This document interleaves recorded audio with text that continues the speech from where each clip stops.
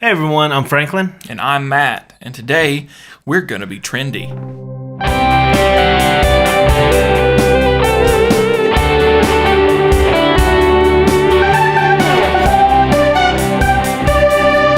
So on today's episode, we want to talk about some praise and worship trends, not only in music and instruments, but it goes all the way down to clothing. There's kind of a praise and worship lifestyle a little bit. It's a whole thing. Yeah. Speaking of which, why is this popular? I'll be honest. Why? I have one too. Mine came from Target. It's got holes already made in it. But seriously, there's a I don't know. It seems like some of the things we liked in middle school and junior high are coming back around. I know. This is my original from middle school. Franklin was cool before it was cool to be cool. But seriously, there's, if I wasn't such a big fan of Elevation, I probably would not have bought a denim jacket. And it's just one of those things. Mm-hmm. We kind of model after the people that we think are great, and I don't know there's anything wrong with that, There's nothing wrong with that. It just depends on, what or who you're idolizing at the time, but yeah, that's you gotta be careful. That's all about it. That's really all it is. Oh yeah. We'll get into that later in the episode. I got words for you guys, but I want to talk about who actually starts these trends. Where do they come from? Is it all seriously just big churches, or is it other styles coming around, or I believe it's a mixture of everything. The world, particularly big churches in a sense too, but I would think it's more of the world. Like fashions go in and out, like fashions of, or even songs. Let's say synths, like that was the 80s right there. I wasn't an 80s baby, but I listened to a lot. You still like it? Yeah, it's trendy. So and then next thing you know, it's a bunch of synth sounds in the worship realm. It's like, whoa, how did this get back in? And then the clothing, people trying to be hipsters. Yeah, the hairstyles where you shave the sides and you leave the top long. Which again, let's not pretend like that's a new hairstyle. That that was around in the 40s and 50s, that kind of stuff. So some of it's stuff kind of coming back around. But I do feel like as Christian musicians, we have a tendency to try and be a little more artsy, sort of. You know what I mean? Yeah. Generally we wear tighter pants, and Chelsea boots are a big one. I've got those. I'm not at the point where I want to curl my mustache. One day, or anything. One day, right now. Yeah, maybe on an April Fool's episode. But a lot of these trends and stuff are kind of coming back around, and it's funny that we all kind of sort of gravitate towards it, kind of like our own group. Everybody kind of segregates himself out into these little pockets, and it's so strange to me that we do that, but it's human nature. It is. Yeah. Everybody's like, oh, he's wearing it. Oh, Chris Tomlin's wearing it. I gotta get me a leather jacket now. I was about to say that here lately, Chris is wearing that leather jacket, which makes him look like a tough guy, and you know what I've said about Chris.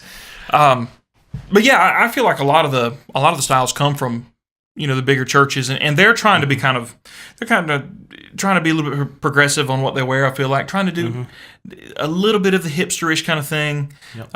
Again, you've got Elevation, and they're wearing denim a lot, and those long shirts that go all the way down to like your knees, big and V's. Oh yeah, all that. Then you look at Jesus Culture, and Jeffrey Cundy's wearing a t-shirt. Uh-huh.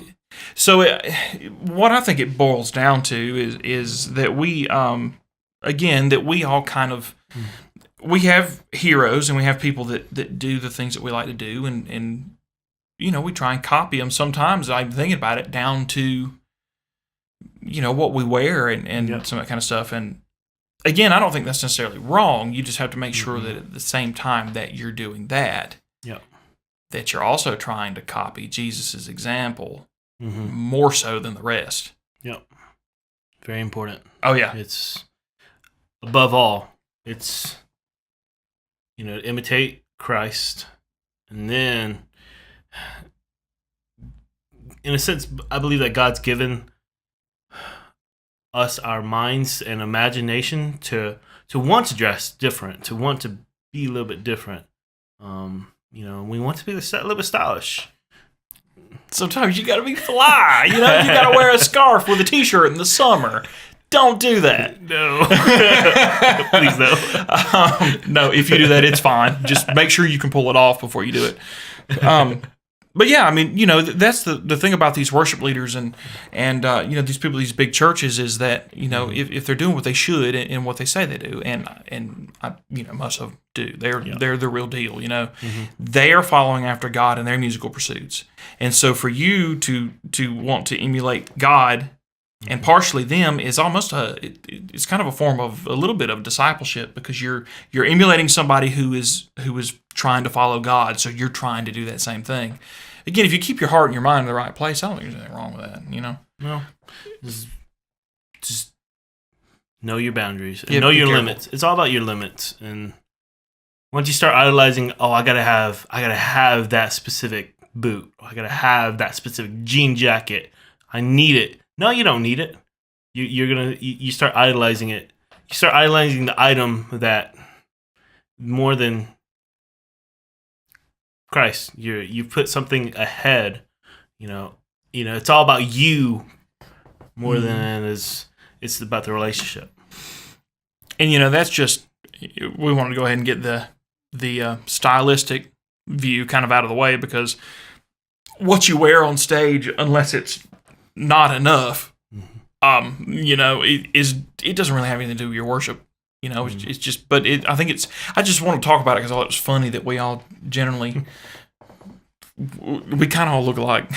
Yeah, we all kind of do. Yeah, you got to have your boots. Yeah, you got to have your tight, a little bit tight, not too tight, but please. Please don't. And if you're over 40, a lot of times you're wearing like a Hawaiian button-down shirt, which I think is awesome. I'm getting there pretty quick myself.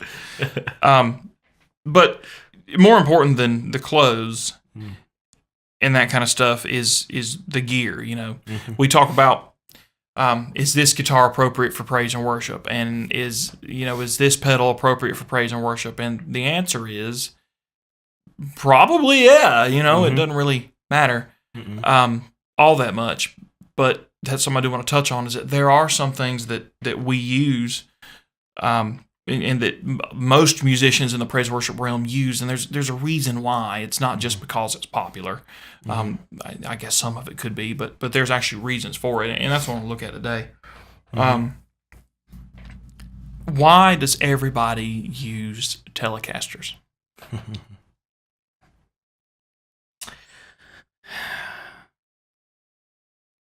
It's just because it's the standard. Yeah, Matt, it's the standard. I know. Nah. Jeffrey Gunter played one time, and everybody was like, "Whoa, Telecasters are the best."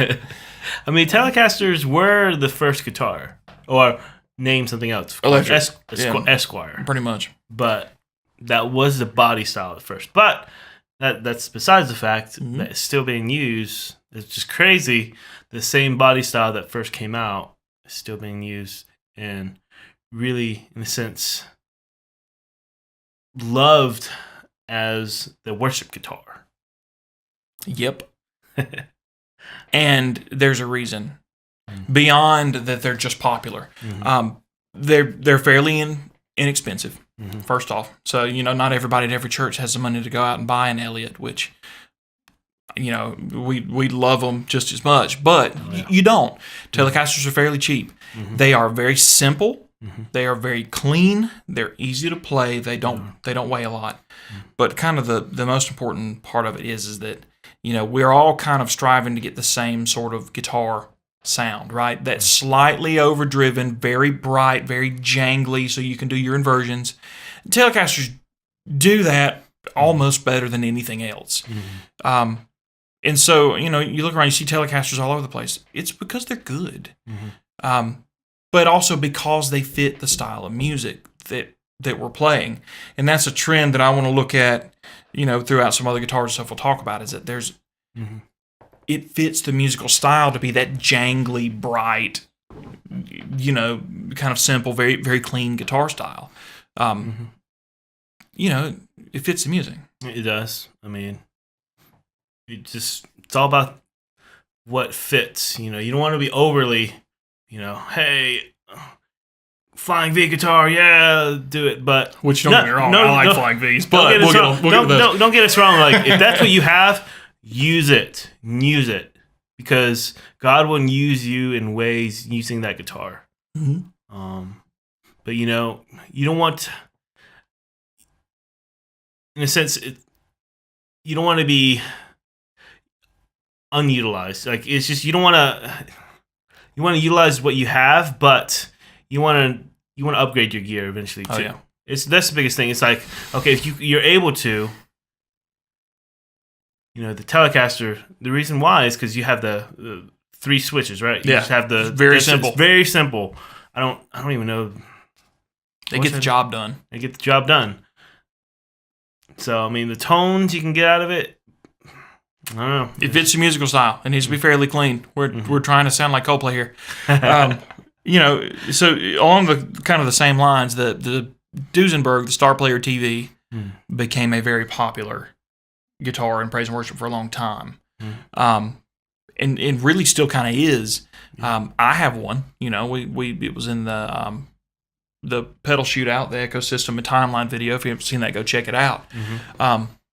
I feel like part of the reason that guitar became kind of popular was because of Nigel. Let's not pretend that the Droff didn't have something to do with it. But bottom line, core aspects of it, bright, jangly, fits the musical style we're doing, and the best tremolo system on the market. It's smooth. Yeah. And for that otherworldly warble and that kind of stuff. So that's what it's good for. So now we've got 2 guitars already that fit the same role. You're right. They're bright and they're jangly. And they're both good in other styles of music, especially I've seen Star Players used in country a good bit here lately. Yeah. Wow. Obviously Telecasters are in country. Telecasters, Strats. Yep. Joe Walsh from the Eagles plays Star Player on occasion. Yeah. So they're around. Yeah. And then there's Gretches. Everybody's got a Gretsch these days. Again, same thing. There's nothing more jingle jangle than a Gretsch. There's just not. And again, why are these guitars so popular and so widespread in the praise and worship world? Because they all do generally the same thing, and it's what the music calls for. It does. So, for those of us that on occasion sit down and say, you know what, these things are popular and everybody's just buying them because they're popular and that's what everybody else plays. There's a point. Yeah. There's a method of madness. A little bit more to it. It's just like the keyboard section. It's just like, I mean, you got the Nords. Everybody wants the Nord. It's not because it's red, but it's because it's actually really good. It's partially because it's red. I mean, partially, like 25%. It's just very pretty. Man, they look great in the setup. But anyway. But you have, great strings, great pianos. I mean, you got great pads. But I'll be honest, I'm not gonna drop $4,000 or so for a Nord. If he had it, he would. If I did have it. But again, I'm using my main stage. I'm using my Roland at the church. All great alternatives. And we'll talk about that too. Here's kind of a trend. Instead of just using effects programmed directly in the keyboard, you see a lot of keyboard players with a laptop on stage. And I used to, when I was younger and kind of trying to figure out what all this stuff even was or what a pedal was, I always thought, why do they have a laptop on stage? They all do. Yeah. Well. Yeah. Main stage and or clicks nowadays, but yeah, main stage is top of notch. Like, That's the reason why I use it, because it's that good. Like, everybody uses it. I mean, they utilize a $30 software that comes with over $200 software patches, which is crazy. It's like one of those coupon books where you can save like $15,000 in savings, Yeah. That you spend $100 on. Yeah. It's glorious. It's great. But let's look at that from a different angle. Because I've heard some backlash from, you guys all use the same 3 guitars. Let's look at blues. I like to pick on blues a little bit because, every guitarist likes to play blues. I do too. It's great for about 2 songs, and then I get bored. But, most of your blues players, and again, there's always exceptions to the rule. People want to be weird. What do you see in blues? Strats, SGs, a Les Paul on occasion, 335s. Oh, yeah. No. Yep. All day long. Those are the main things you see. You don't see somebody with a Steve Vai Ibanez with the hand handle on top of it ripping a B.B. King tune. It just doesn't work. So for someone to say that, well, you guys all use the same 3 guitars, it's every genre of music. There are guitars that have classically fit well in these genres and in these sounds. Yeah. So it's not that we're all trying to be like each other with these guitars, but it's because these guitars do the job. The tones that you get, it's all about the tone, like total quality. I mean, you could try to use a Tele in that setting, the blues setting, but the tone that you're gonna get, it's gonna be a little bit different. It's gonna be a little bit more. For me, I believe it's gonna be a little bit more muddy. For me, I don't know. It's weird. I've never.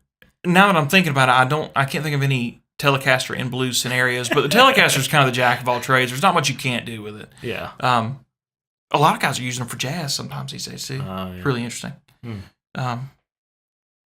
So yeah, other than a Telecaster, everything else has its place. But let's look at, that being the case, does it mean you have to have one of these guitars? You have to fit directly into this mold and cut your hair a certain way and go buy a Gretsch? No. No, you don't have to do that. No. Whether or not you feel like you just don't want to look like the rest of the crowd, or you just don't have one of those things. Yep. That's okay. That's okay. We talk about whether something's praise and worship appropriate and whether it's not. That's a stupid question. It really is. Because at the end of the day, what you're looking at is, will this guitar do the job? Will it fit the song? I play a Les Paul a lot for praise and worship. It's got some grit to it. It's awesome. Oh, yeah, it's dirty. Yeah. But there's a lot of songs that I won't use it on because it has a muddier tone. Yep. Just naturally, and it's supposed to. And it's got more punch. It's got more raw grit to it. Yep. Does it mean that I can't use it on some of the other songs? No, it doesn't. If I like the sound of it and I'm able to add to the band with it, then do it. Yeah. It doesn't have to be. You don't have to be 100% praise and worship appropriate all the time. Now, there are some things you don't want to do. You know what I mean? Some of your like BC Rich guitars that have lightning bolts and stuff painted all over them. Hey, you gotta be flashy, man. Yeah. Show everybody what you know. Maybe not. I've got the PRS, the Aldi Meola special, that has a beautiful multiple colors. And so like multicolored or bright or pretty guitars are one thing, but like guitars with like skull graphics on the back and like maybe not. Yeah, just utilize what you have, but know that there are specifics, tools for the job. Not saying that you can't use what you have. Again, you preface that. Use what you have, but again, learn more and grow more as a musician, as a worship musician. There's so much to this world, and as a worship musician or as a worship leader, more than just playing a guitar or playing keys. Yep. Yep. Here's one that I don't understand. Why don't we see Paul Reed Smiths more? I mean, I'm a PRS guy. I like other things too, but they're brighter than a Les Paul, but they're darker than, the Gretsch and the Telecaster and stuff, but they're kind of right in that middle ground. I mean, they really do fit in a lot of situations. A lot of them have the coil tap where you can switch to single coils, but a lot of people don't like the coil tapped tone, and I don't know, maybe it's just them. Maybe they're hearing something I'm not, but I feel like PRSs should be making more of a upswing in the worship kind of category, but that's just me. And again, we all have our own opinions. But what I think is most important about the whole thing is I'm a big advocate of you really need to go after your own sound and your own style. God gives us personalities and He gives us talents, and He will guide you how to look and sound and feel if you're really seeking Him first.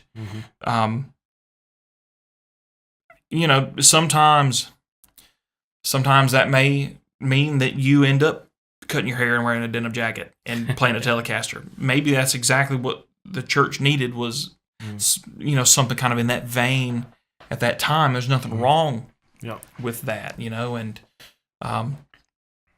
but I also feel like modeling yourself 100% after someone else in the category is not what we're asked to do. That's why we each have our own talents and personalities and stuff. It's very important that you do what God's called you to do. Be who God's called you to be. If God leads you to be the worship leader like this, do like this, wear this. It's hard not to follow those trends, but again, be careful. One we should be imitating always is going to be Christ. And here's kind of an example of this. If you're going out and you're buying a pedal, let's say you're buying an overdrive pedal, and the Ibanez Tube Screamer is the one everybody keeps saying, go get that because it's a classic. And you try a Boss DS1 overdrive, which admittedly is a little cheaper, that kind of thing. You got them side by side, but you like the DS1 better, but everybody says you should get the Green Screamer. If you like the other one better, get it. Don't just go buy stuff because other people have it. Use your own ear, use your own personality. Here lately, I've taken the timeline off of my board and replaced it with a Volante, and I've been using it for a few weeks now. And I've got nothing but good things to say, except for that one time that I held the wrong button and it blasted off, and that was me. My bad. But my opinion of it is that it's not as much a delay machine as it is an echo machine, and it's called a magnetic echo machine, so I guess that makes sense, but it doesn't delay as much to me as it makes an even stranger kind of overall echo. I know you've heard it in your ears. It does repeat, but it's doing something else too. And to my ear, I love it. It's the way I've always wanted to sound with a guitar, and it suits me personally more so than delay, verb that everybody else is doing. And so because of that, I'm going to keep using that sound that I like, because first off, I think it adds to the band. I think it adds to the mix. I mean, am I hurting anybody's feelings with it? No. There you go. So your other musicians think the same thing. And because of that, because I'm happy with it, I'm going to stick with it. That increases, the sound of things that happen increases the way I worship too. When I'm giving back, I feel like I'm giving my all and kind of who I am. And, at that point, I'm not worried about what's the most popular pedal, what's most popular to the people in the room or the other musicians. I'm worried about what's pleasing to God. And me giving my best and me being, me at the same time, because of the talent He's given me that I can give back. I mean, that's great. It's kind of like MainStage. If you're making your own patches and stuff that you like, instead of using the downloaded one straight from Elevation, Yeah, it is true. I mean, you just gotta be you, and just you'll grow, you'll learn, but it's not bad all the time. But just continually grow as a musician, grow as a follower of Christ. We're all in this together. And we would love to hear from you. Put it down in the comments down below. If you got any questions, or we'd love to just talk, and we could talk. Absolutely. Yeah. Oh yeah. Let's talk gear. Send us a picture of your haircut. Yeah. So, but yeah, definitely follow us on Instagram, Twitter, Facebook, and give us a like. Yeah, check it out on YouTube if you're not already on YouTube. Check us out on Facebook if you are on YouTube already. We want to talk. We want to hear from you. Unless you're one of those people that your idea of sounding good was buying a Helix or a Kemper. Totally kidding, guys. We love you guys. Love you guys. We'll see you next week.